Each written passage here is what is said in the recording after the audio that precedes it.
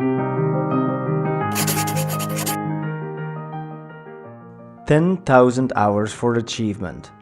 10,000 Hours for Achievement is based on the book Outliers by Malcom Gladwell.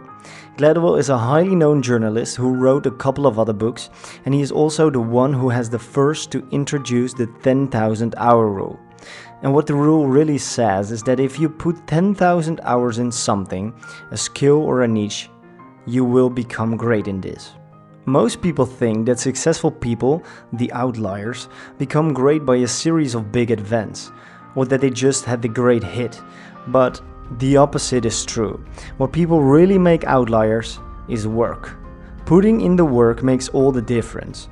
10,000 hours is the magic number that makes an ordinary person great. Outliers reach their incredible status by a combination of born ability, opportunity, and an utterly arbitrary advantage. This is what people see at the surface. And this seems to be true, but what people never see is the hard work behind the scenes, the grinding to make an average ability into a worthy skill, the hours of studying to recognize the opportunity, and then when they have reached that point, the hours upon hours of just executing the work. And then you can say they have been lucky, and maybe they sometimes are a little bit, but I think we can all agree that they made their own luck. To be very clear, to become successful, you first need to practice a skill to develop from average to great. Therefore, it's handy to pick your best skill, because that saves time, so pick your one strength.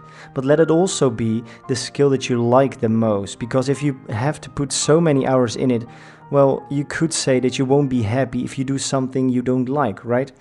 And then you will recognize your chance, and then you need to put in your 10,000 hours. And if you do it this way, you are bound to be successful.